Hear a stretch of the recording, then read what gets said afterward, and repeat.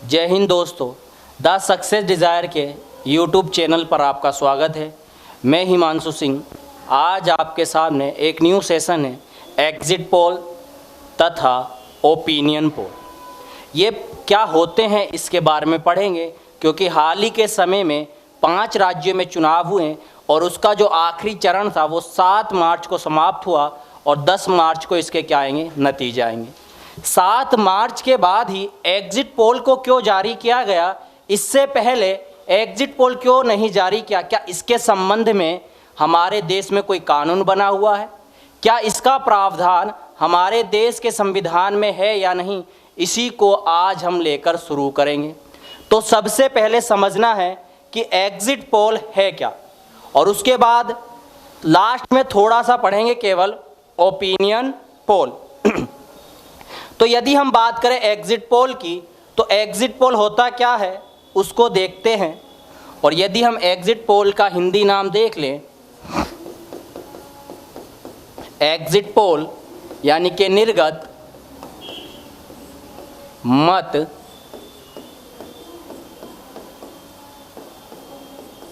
सर्वेक्षण। क्या इसकी जानकारी संविधान में है या नहीं, क्योंकि हम जो भी चीज़ पढ़ेंगे अपने टॉपिक से ही पढ़ेंगे। हो सकता है कि आने वाले समय में एग्जिट पोल से कोई क्वेश्चन आ जाए, पूछ ले कि एग्जिट पोल का जो प्रावधान है वो कहाँ पर है, क्या संविधान में है या संसद के किसी अधिनियम में है। वो चीज़ हम क्या है आज पढ़ेंगे। तो संविधान में कहीं पर भी एग्जिट पोल की जानकारी हमें नहीं मिलती है। संविधान में कहीं पर भी हमें एग्जिट पोल के बारे में जानकारी नहीं मिलती है। लेकिन संसद ने चुनाव के संबंध में एक नियम बनाया, एक अधिनियम बनाया, जिसका नाम क्या है, लोक प्रतिनिधित्व अधिनियम 1951। लोक प्रतिनिधित्व अधिनियम 1951 आरपीए एक्ट 1951 के अंतर्गत एग्जिट पोल की जानकारी हमें मिलती है। आरपीआई अधिनियम की धारा 126 के अंतर्गत हमें जो प्रावधान मिला है वो किसके बारे में मिला है, एग्जिट पोल के बारे में। एग्जिट पोल की परिभाषा क्या है, इसकी जानकारी भी हमें कहाँ पर मिलती है, संविधान के जन प्रतिनिधित्व अधिनियम 1951 के अधिनियम में। अब एग्जिट पोल की परिभाषा क्या है कि यदि कोई व्यक्ति एग्जिट पोल का उल्लंघन कर दे, या मीडिया या कोई भी न्यूज चैनल या कोई भी संगठन यदि एग्जिट पोल का उल्लंघन कर दे, क्या सजा का कोई प्रावधान है। ये सारी जो चीज़ें हैं वो किस में लिखी गई है, आरपीए रिप्रेजेंटेटिव पीपल एक्ट 1951। अब एग्जिट पोल होता क्या है उसको समझते हैं। हाल ही के समय में हमें पता है, जो चर्चा का विषय है कि यूपी में कौन बा, अखिलेश बा या बा, कि यूपी में कौन बा, अखिलेश बा या बा। और इसी को लेकर 7 मार्च में जैसे ही चुनाव क्या हुए, समाप्त हुए, उसके आधे घंटे के बाद ही तुरंत क्या जारी किया गया, तुरंत क्या जारी हो गए, एग्जिट पोल। और एग्जिट पोल में पता चला कि जो जितने भी सर्वे किए गए आज तक के द्वारा, वन इंडिया के द्वारा, चाणक्य के द्वारा, तो उसमें ये जानकारी मिली कि जो बहुमत प्राप्त हो रहा है वो किसको प्राप्त हो रहा है, बा। और इन्हीं को बोलते हैं क्या, बुलडोज़र। कि यूपी में अब क्या चलेगा, फिर से बुलडोज़र चलेगा। और ये जो नतीजों की यदि हम बात करें कि रुझान कैसे दिखाया गया, तो यहाँ पर अगर हम देखें एग्जिट पोल, और एग्जिट पोल में यदि हम हर स्टेट की बात करें, और लेकिन यहाँ पर केवल अभी किसकी बात कर रहे हैं, यूपी की। क्योंकि यूपी के जैसे ही नतीजे आए तो अफवाह ये फैला दी गई कि ईवीएम क्या है, सरकार ने पुनः क्या कर ली, हैक कर दी। तो ईवीएम क्या है, इसके बारे में जो लेक्चर आएगा वो अगली वीडियो में आएगा। आज का टॉपिक केवल और केवल क्या है, एग्जिट पोल। अगर हम बात करें उत्तर प्रदेश की, तो यूपी में जो विधानसभा की टोटल जो सीट है वो कितनी है? 403। और यदि किसी भी राजनीतिक दल को 403 का 50+1 प्राप्त हो जाए तो उसकी जो सरकार है पूर्ण बहुमत की क्या होगी? सरकार बनेगी। यानी कि जो बहुमत चाहिए वो कितने का चाहिए? 202 का। और एग्जिट पोल के अनुसार, और ये जो एग्जिट पोल है वो किसका है? एनडीटीवी का। तो यहाँ पर क्या कहा गया है कि यूपी में जो सरकार है वो किसकी बनने की पूरी संभावना है? बीजेपी की। और जबकि जो सपा को जो सीटें मिल रही है वो कितनी मिल रही है? रुझान के अनुसार 143। और यदि इसी प्रकार हम पंजाब की बात कर ले तो पंजाब में भी बहुत बड़ा क्या होने वाला है? फेरबदल। कि अगर हम पंजाब के इतिहास को देखकर तो वहाँ पर केवल 2 ही सरकार बनी, या तो अकाली दल यानी कि जिसमें गठबंधन है एनडीए का, और एक सरकार बनती थी कांग्रेस की। लेकिन अब तक का जो सबसे बड़ा जो बदलाव है पंजाब में किसको लेकर है? आप। वहाँ पर आपकी जो सरकार है वो पूर्ण बहुमत से जा रही है। किसके अनुसार? एनडीटीवी के अनुसार। अगर और भी किसी चैनल के हम क्या देखें, एग्जिट पोल देखें, तो इन एग्जिट पोल में हमें क्या दिखाई दे रहा है? अगर हम और भी एग्जिट पोल देखें तो यहाँ पर अगर चाणक्य न्यूज़ टीवी की बात करें तो यूपी में बीजेपी की सीटें कितनी है? 285 ± 18। अगर को वोटर सी वोटर की बात करें तो कितनी है यहाँ पर? 167। और सपा की कांग्रेस मिलकर कितनी है? 135 147।